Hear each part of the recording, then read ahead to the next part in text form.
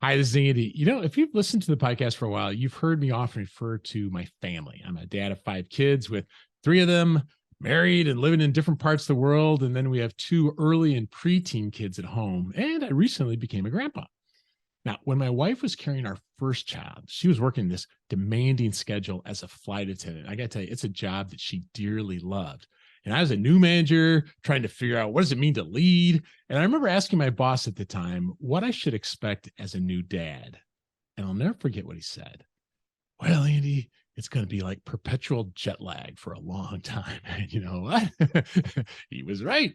Those early days were a blur for both my wife and me. And as more kids came along and then adopting two more when our oldest three were teenagers, we've lived through the challenges and joys of the project known as parenting. We're talking about parenting today because it brings some unique challenges to us as leaders. How can we navigate parenting in a way that aligns with who we are and what's meaningful to us? And then how can we as leaders support parents on our teams in a way that reinforces that we value their commitments and responsibilities at work and at home? Today, I'm excited to welcome a new friend to the podcast. Julie Foubert's life project is to support individuals, future and young parents, perinatal professionals, and organizations to evolve towards a more fulfilled and enlightened parenthood. You're going to learn what that means. And her passion for leadership and project management informs how she goes about this. In this episode, Julie will discuss some of the unique challenges of being a parent today. She'll share some ideas that can help new parents as they prepare for re-entering the workplace after being on paternity or maternity leave, and lessons that she's learned juggling a growing family and business. Beyond that, she'll share some ideas that can help us as leaders to best support those in our team who are parents. And we'll touch on an area of passion for Julie that's called ethical leadership. I can't wait to share this discussion with you. Hey, quick note, you know how important it is to develop your ability to lead and deliver. That's why you're listening today. But too often, students don't learn these skills until they're thrown into it in the early years of their career. If you know a high school or college age student and want to invest in them, check out our new e-learning program entitled Getting Stuff Done, Project Management for Students. They can learn how to reduce their stress and thrive with their schooling now, and you'll be giving them a head start to more confidently lead and deliver when they launch their career. Learn more and get a copy for them at peopleandprojectspodcast.com/getting stuff done. Thanks. Let's jump into today's discussion with Julie. So thank you for joining us on the People and Projects podcast. I'm so happy to be here, Andy. Thank you. I've been looking forward to this. Before we get into the focus on parenting as professionals, I'd love for our listeners to learn more about you. So what's the backstory of how you've come to be the strong advocate and voice for parents and the organizations where they work? That's a great opening question, and it really resonates with your introduction today, what I'm about to say, because I want to talk about my family, Hmm. which I feel family, right? It's the best business that exists in all humanity, our families. Yeah. And I grew up in a family of teachers. Hmm. My mother was a teacher at the university level in Omaha, Nebraska. And my father was an ethics consultant and worked in hospitals with end of life care, including difficult topics that touch children. Hmm. So I really grew up in a household where giving back, giving to community, education, service was very much a part of what I saw growing up. An example I really like to share often is it says a lot about me is seeing my mother send money away, with months that were tight as a teacher, to reservations, to Indian reservations in the United States, where she would support education of other children. Hmm. So, with the little she had left at the end of her month, she was making room to give back. And it touches my heart every time I share this That's story because cool. it's powerful. And I would see the drawings the children would send to her Hmm. thanking her, and even in high school when they would grow up. So at a distance, I was witnessing this ability, even when we aren't physically connected. My mother was supporting the education of these children afar, and I was growing up in that climate. She's not perfect, my mother, but it just says a lot about me. That's the climate I grew up in, and I think that really instilled in me this passion for giving back and wanting to help people. It's very genuine and really deep in me. And went on to become a teacher myself. I come from the teaching field Mm, and taught for over 12 years before starting my company, and I've worked with over 3,000 parents, educators, professionals, and just seeing the amazing change that happens when a parent is empowered and not judged. mm. It's life changing for the children and for their entire experience of life. So I just feel like it's one of the most fundamental ways we can make a difference in the world is helping parents. I love it. I think as a dad, I think of, the lessons I want to teach my kids, but there's nothing like the lesson you learn by watching your parent do it. Right? I mean, we can talk about generosity, we can talk about, giving back and stuff like that, but you got to see it. And we know as leaders in the workplace, we cast a long shadow, and what our model, what we model is what we get, but you got to see that. That's so cool. Absolutely. I think of, I mean, it's different parenting today, right? And so, what are some factors when it comes to juggling parenting and careers that make it more challenging these days? And maybe there's some ways that make it easier too. Yeah, I like that you include that it's easier in some ways too, because not enough people are talking about that. I would say, first part of your question to answer it, I have heard myself say recently in parenting workshops and with clients, I feel it has never been so challenging to be a parent and so rewarding. Mm, And it has been really challenging because we are confronted with our own selves as parents, with our own inner children and what we grew up with. And there isn't a lot of counseling for that isn't stigmatized still.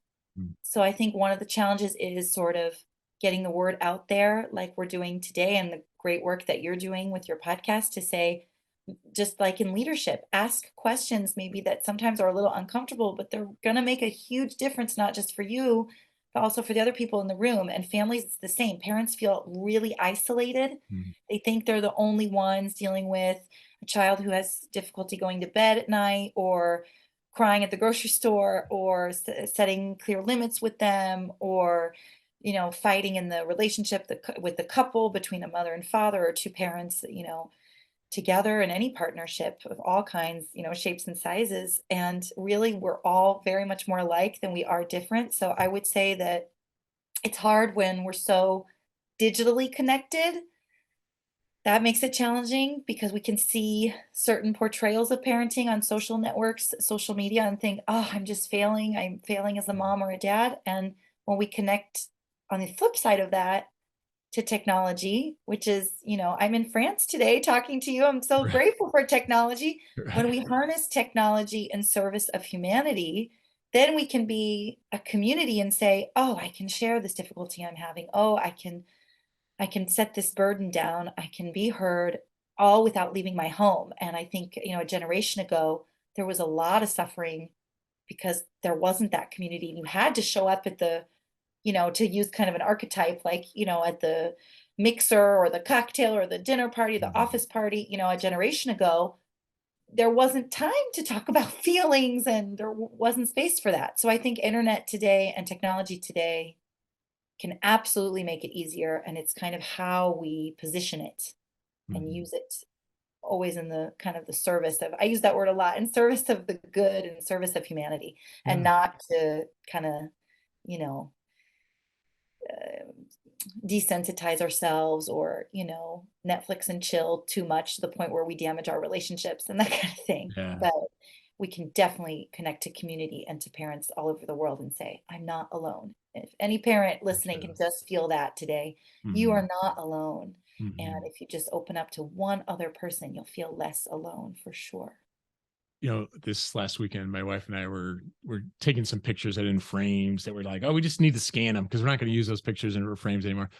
And it's interesting as we went back and looked at, we found some really, really, really old pictures, like from our parents. We found some from the 1800s from great Oh, grandparents, sort of things. It's really cool. wow. But back then, uh, there were so many intact families that were surrounded by families, that made it was different. And I feel like some of the challenges these days are, oh, you're in France, right? And I'm assuming I don't know if your mom's still alive, but I mean, you are not necessarily in a community where you're surrounded by a ton of family members. And I think a lot of people and there's great things about mobility and there's the downsides of mobility, but we raised our kids without family super close by.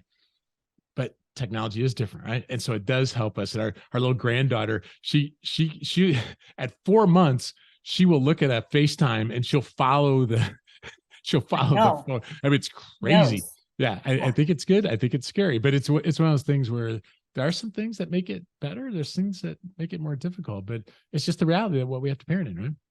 Well, absolutely. And it's about how we look at it because we can decide to say, oh, it's really hard. And, you Bring know, back the 1800s. no, but you're absolutely right about the village surrounding parents. That aspect is something that I also do a lot of work with, advocates for parenting in different countries. And we always are talking about the village, right? The Mhm, village. mhm. And parents need villages to kind of connect with leadership. They need villages when they're at work Yeah, that understand that they're parents. And then they also need to create a village around their family unit so that, you know, even if they're honorary aunts and uncles and we're not in the 1800s right. anymore, we can have that community Yeah. that I've definitely learned and navigated how to create that living in France since becoming a mother.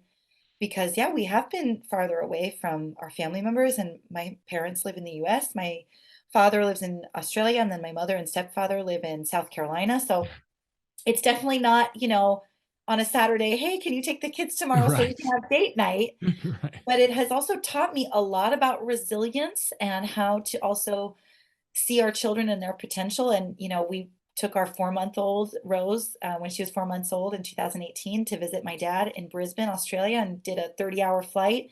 And it was great. And it went actually really well. And I try to empower parents to not feel like they have to be inside with their kids. They can be out in the world Mm. with less fear. And that's a great example for children too. So I work a lot on that to help that idea of a village Yeah. as being one of those Absolutely. challenges to compensate for that for Oh sure. yeah, yeah, I love it. Let's say someone listening to us is a new mom. She's been on maternity leave for a while. She's planning on going back to work. Now, most of this could be true about a dad, right? Many organizations are supporting paternal leave as well. But what are some common concerns you hear from parents in this situation where they're going to be re-entering?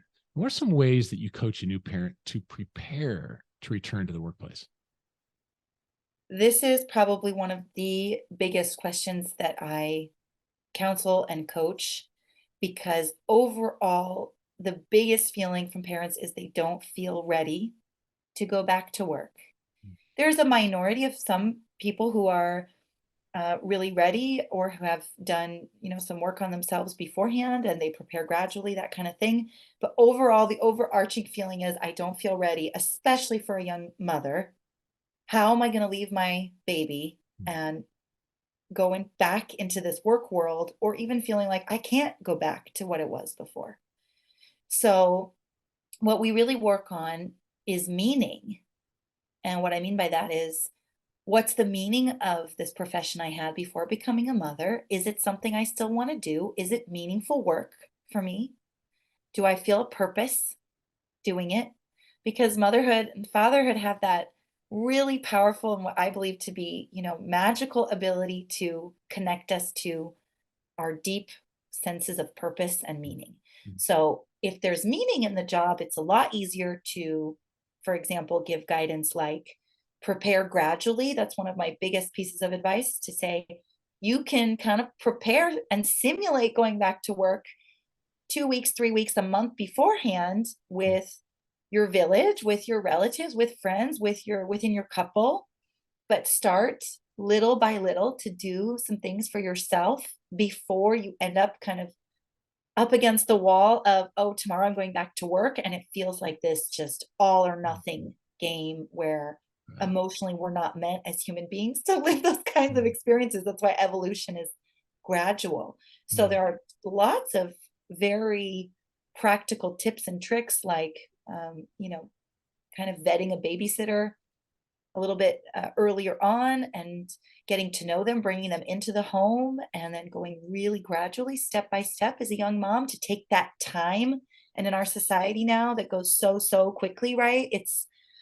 Andy, let me tell you, it's just that's probably one of the most difficult things to create as an awareness point for parents is that you have the right as a young parent to take time with your children and yourself, and including preparing a gradual and successful transition back into work. And I'll often invite them to connect also with their managers Hmm. in their businesses, because it's still not super common. It's getting more common for managers and people with leadership positions to be proactive about saying to women before they even go on maternity leave, hey, before you come back to work, let's connect. I have, a client who he decided a couple weeks before one of his employees was going to come back to work, after a coaching session we did, to call her up. And yeah, that's not in the contract, Hmm. but just human being to human being, give her a Yeah. call and say, Yeah. hey, in 2 weeks, you're coming back into the office. Do you want to meet for lunch? Tell me how the birth went. Tell me how you're doing. I mean, they had a great relationship. And again, I know employers have to be careful about stepping into those more personal realms. But at the end of the day, when we have that kind of connection with our employees, I really counsel leaders and business leaders to go for it. Go for it. Take that risk of believing in your employee that they're going to feel really heard and honored Mm-hmm. and respected, to have that, that extra help before coming back to work. So a lot of it is around really making an action plan before the transition and after. And at the same time, if the meaning isn't there, it's a lot more difficult. So we work on that with identity and what we want to do as young Mm-hmm. moms and young dads. Do we want to stay in this position or not? And that's why Mm-hmm. organizations, when they get more involved with parenting, they have a lot more success, because they realize there's that powerhouse of potential that comes out when someone becomes a parent, and they're going to be asking themselves those more existential questions of, what do I want to do with my life? So Mm-hmm. if we can harness that and recognize that, people tend to stay in organizations a lot longer than if we just kind of pretend it's not there and Mm-hmm. don't talk about it. Yeah. Yeah. My wife loved her job and she was really looking forward to going back. And flight attendant job is quite different from many other sort of jobs, but Of course. you can kind of choose your flexibility. You can choose which trips you take, which ones you drop and trade. And it's not the same flexibility that a lot of people have, but I think there is something about kind of crafting what you want to, right? Because it's not, or it could be an and, right? It could be, I want to get as much value of this and of this. How could I craft it in such a way that it works for the company, it works for me too? Exactly. Yeah. So you went through the process of having a second child just a couple of years ago. And so what are some lessons you've been learning about how to navigate a growing family and your career, and especially during COVID? I have definitely learned to be a lot kinder to myself, Mm, for sure. mm, And it's something I really share with the mothers and fathers that I meet, and that I cannot be everywhere. yeah. Right. And that sounds kind of simple, but with technology being how it is, if we as parents don't set those psychological boundaries of, I'm going to be with my family, for example, just to give a really concrete example, in the mornings, I don't reply to any professional messages before 8 a.m. Mm, I've just decided that's going to be time where I'm, working out or with my family, having coffee. And even if I receive something as an example of what I'm sending out into the world, I can't be connected all the time. And I think COVID gave us a lot of agility mm, as societies to be able to put things online and stay connected. And that's great. And at the same time, now we have to do kind of a rebalancing act of not being hyper connected to the point where we don't have family time, inner time, time for reflection, and saying, kind of as a family charter, we're all going to agree to set down the phones, to set down the devices, and we're going to be here for these years that are fundamental for children who are really any age with their parents at any time, but especially in those early years, 0 to 5, mm, 0 to 6 years old. I mean, everything's happening. The psyche of a human being is just unfolding before our very eyes as parents, so we don't want to miss it. So I would say I've mm, learned as a young mom, having given birth after that year of the pandemic, to really look at my children, be with them, put my phone down more, be kinder to myself, and yeah, and also reconnect with those real life moments mm, that we didn't have for so long, that now we're able to have. There's a new savor to them. They're just so mhm. much more valuable too. So Oh yeah, for sure. learning how to be in the moment, for sure. Yeah. Yeah, I know you have a passion for helping organizations. So you help parents for sure, but how can organizations support their employees in this key stage? So what are some mistakes that organizations or managers can make, even if they don't intend to, but it turns out to be a mistake? And what are some ways that we as leaders of teams and projects can support team members who are parents? One of the biggest mistakes I see organizations make is rolling out a parenting policy in and this is going to speak to a lot of leaders, I think, about any kind of subject matter in leadership. If you don't walk your walk and Mm, you're not a living example, having a nice, document or parenting guidebook that kind of lives on, the drive shelf on the computer, it's not mhm, going to affect real change within an organization. So I see a lot of organizations make that first step, which is great, to say, we're going to make a handbook on parenting. We're going to share that with our employees. We're going to organize, for example, a family day once a year where we invite all of the, teams to bring their kids to work. And that's great. That's a great start. I would just say that it's in this day and age, we really need to see parenting as a huge asset to organizations, a huge plus. I know that, when I'll expand to have a team for my business, I want parents on my team because parents know how to manage stress better. They are really connected to their empathy. They can manage complexity. There have been lots of studies, not just me who says this, mhm, on these kinds of skills that get developed when we're parents. So I would say it's really about taking these steps as organizations to include more flexible hours, include the culture mm, in the business, to include parents and include their experiences and not just have maybe a guidebook that's done and validated in a committee once a year. I'm being quite frank, but no, that's kind no, of the thing I see the most often. And I say that with no judgment at all because I mm, know how schedules are so busy. But really, if we choose to have those meetings with parents to say, "Hey, how are you doing since, your wife gave birth? mhm, Tell me about what new skills you're learning at home."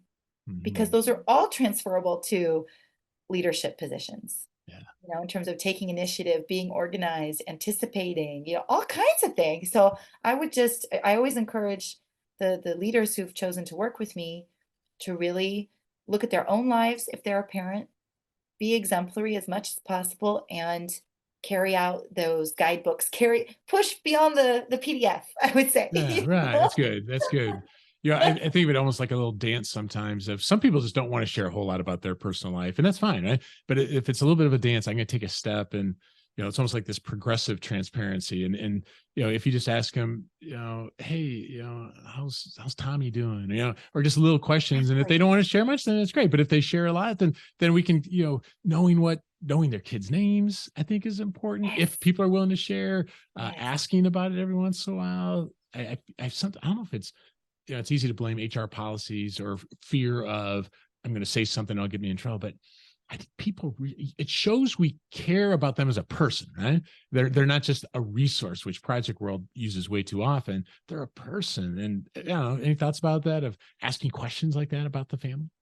I totally agree. I totally agree. And I feel like we need to come back to, again, meaningful experiences at work, which include asking those kinds of questions that we can talk about. And that's some of the work I do is to facilitate creating spaces for that so that people feel safe. Mhm. And then organizations can do it on their own. And it's something we can all learn through life skills. It's just Yeah. creating a non-judgmental, Mhm. safe space to ask about exactly what you just said. Mhm. How's your child doing? How is this happening? And feel free to come to me anytime. And it's kind of like when a manager says my door's always open, but you can kind of feel it if it's like not really Yeah. open, Right. It's the same kind of yeah, it's just a little bit. So really making space, and that means as managers we need to be taking care of ourselves Mhm. and listening to our own needs because we can't do it for others if we're not doing it for ourselves. So I Yeah. would really encourage organizations too to see their own culture of practice around their workload, especially in France. On average, you've got one person doing, a workload for two people. It's kind of become the norm. Mhm.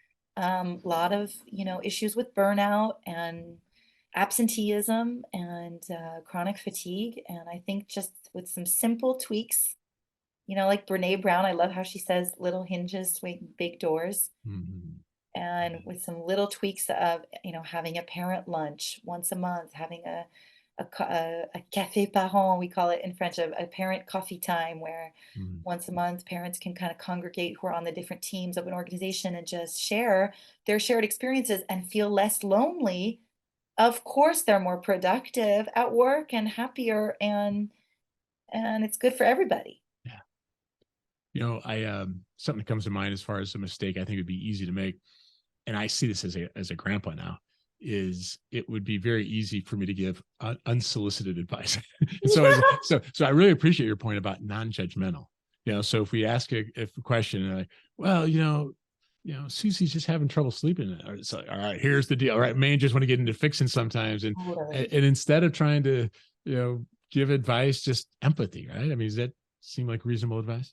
Absolutely. And totally empathy and asking some questions, Yeah, active listening of just saying, what do you think that's about if they're not sleeping well? Or how do you feel about that? Or yeah. really just a simple active listening question. Mm, Parents just, the next time, anyone listening is listening to a parent talk about their child and something kind of difficult, by just asking a very sweet question in a kind way, it just leaves the space for the parent to share their experience in a non-judgmental space.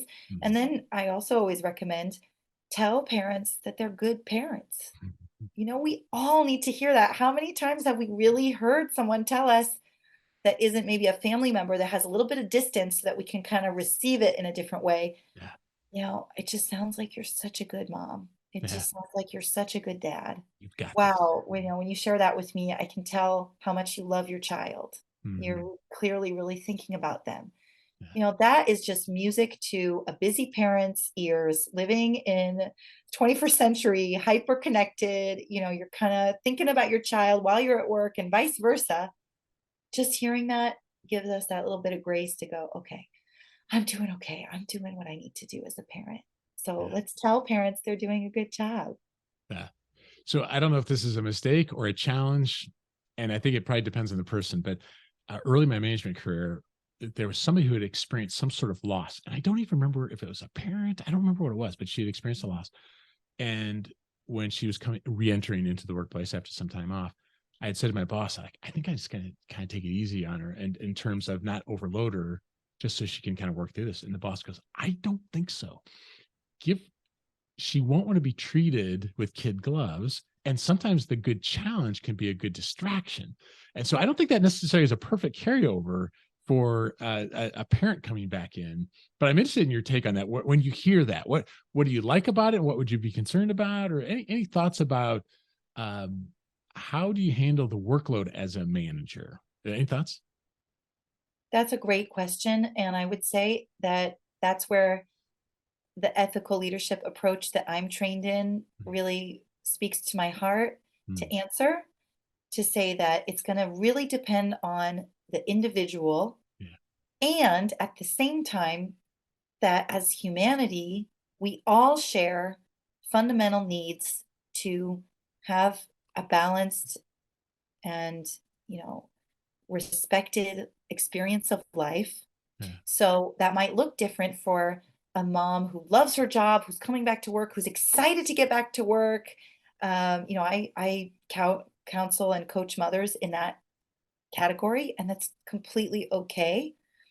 Just as there are some fathers and mothers who struggle at the beginning and who need time and they need an adapted, workload. And I would say it tends to veer a little bit more in the second category than the first. mhm, So mhm, I would say what I like about your example is that it's good to think outside the box like that around grief. I think that's really pertinent, mhm, and it's good to check in with the person always and ask how they're feeling.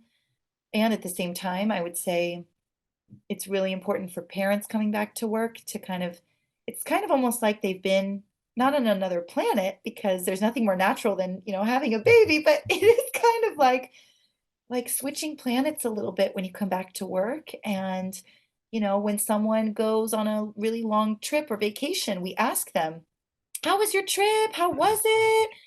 How was there, how was the flight? What did you eat when you were there? We ask all kinds of questions about this vacation or this trip, or maybe a seminar or a training if we talk more in leadership terms.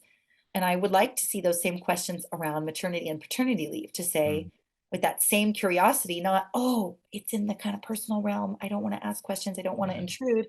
See it as a very common human experience. And asking those questions will at least give you, as a manager, the information to also be able to decide, do I need to adjust the workload? And do I need to maybe also impose, Mm, as a manager, what we've decided on the team is we're going to put you on this new task, for example, and we've got some flexible hours going, and just kind of be proactive about it. And that can often have a very mhm, securing effect on the new parent coming back to work, because they don't feel like they've had to ask for a handout. They don't feel right. like, it's being done just for them. Mhm. So I think managers have a lot of awesome social change they can impact on people with their positioning, for Yeah. sure. Yeah. And this one probably seems obvious, Julie, but it just comes to mind that when someone's on leave, let them be on leave. Yeah. Like I really like your Absolutely. idea of maybe a couple weeks ahead. Hey, just checking in. How's it going? And is there any way we can help you with the transition? But there's also the, oh, and maybe, I mean, realistically, there might be times like, I'm so sorry for interrupting you, but there's a question that came up that I think you're the only person that can answer. The more we do that, it's crowding out that time that is so precious there, right? Yes, And so really respecting the boundaries of the lead too. absolutely agree. Yeah. So you've got a passion for ethical leadership. You mentioned just a bit ago. How would you describe what that is? And how's your work with it impacted the way you lead at work, but also at home? Ethical leadership changed my life. I discovered it when I moved to Paris and had the opportunity to be recruited at an amazing school called Living School. Mm, So, school of life, so to speak. It's a primary and middle school, very innovative in the sense that not only are the children learning, you know, math and reading and social studies, they're also learning life skills, and mm, they're learning that they have an enormous potential for themselves, of who they are as individuals, and also to be able to contribute to make the world a better place. And in addition to the children learning that, the entire teaching staff there gets the opportunity to go on these ethical leadership seminars and trainings, and even partake in 3-year long sort of master's programs mm, offsite, to work on ourselves as people and develop our own life projects. mm, And the last and third tenet to it is that the parents are included. And that is mm, where I learned wow, to guide parents and coach them through evening workshops, and also through training educational professionals from all over the world. So, ethical leadership is really the source of that school, as well as a lot of other companies here in France. It's a very powerful international network. And to really kind of sum it up in its essential nature, it's really a dynamic of life. It's kind of almost a life philosophy, and it's based on the fact that every single human being on the planet has an immense potential, mm, and can develop it by becoming more conscious of it, and by improving ourselves and contributing to the world through a meaningful project. So I worked at Living School for 8 years. I was a teacher there and then part of the management team there. And in doing this ethical leadership training, which is so much to the credit of the school's founder, Caroline Sost, she's still a mentor and a good friend to me, who mm, sent me on these trainings. And then I ended up leaving my position at the school. But we still continue to collaborate together in innovative ways. And I'm now the founder of my own company that is based on this principle of potential and of changing the world. mhm, So it's just an example to share with people who are working companies listening to us, that it's not because you leave a company that the story is over. mhm, And I mhm, wish that a lot of leaders would, I think it's starting to change, but I think we can open up more to see that when people are happier, including when they develop their own projects, we can work together even faster and even better to solve the very challenging world issues we have today. And it's mhm. just the potential is huge. So it's not because maybe someone is coming back from maternity leave or paternity leave and saying, I'm not really sure if I'm still in the right place. It doesn't mean that's bad for your company. It just means they might have a new calling. Maybe you're going to be able to work together in a new way and getting kind of out of this mentality of like keeping the employee or losing the Mhm. employee. Mhm. I propose a third door behind door Mhm. number three. There's emerging projects that then we can collaborate together and say, wow, we have this shared story where we met through, this company and now there are different companies and we're working together. And that's part of my story I wanted to share today, that it is possible Mm. and it would take a lot of pressure off of organizations and employees. Mm. So something food for thought. It is. It's really actually, and I love the tie to parenting. It's one thing to be a parent of a really young child, but then it becomes clear as they start getting older. My goal is to help launch them, right?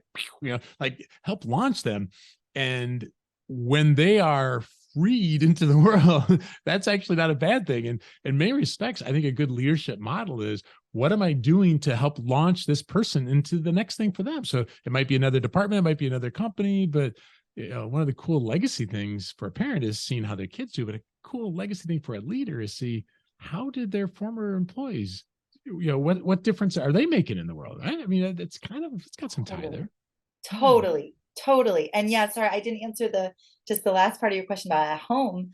I Yeah. mean, it's definitely helped me be just a better person because Mm. ethical leadership involves this continual, just widening of our consciousness of who we are. So that takes place through, in-person and online trainings and seminars and workshops on all kinds of themes about, self-confidence, about what Mm. it means to have an ego and how to overcome that, Mm. to world challenges. So it's made me a better person and a better partner in my couple and a better mom because, just an example as early as today or as recent as today, sorry, that's my French brain, as early as today. An example just before the podcast, I was working in my office here at home in Nantes and I heard my children downstairs who were playing and because it's school vacation here in France Mm. and I heard them crying and they're with my mom who's visiting us from the US and who knows them really well and everything was okay, but I heard them crying and I thought to myself, and I was about to start a new task, and I thought to myself, okay, I have a choice. I can kind of, with stress in my heart and in my body, make this phone call that I had, on my list to do, or I can take 10 minutes. I can go downstairs. I can see my children. I have the luxury also to be able to do that right now. I totally know that it's not the case for everyone. And instead of seeing it like, oh, they're crying, I saw it like, I have an opportunity here to go help and be with them and connect with them. And, I read a story and I gave some hugs.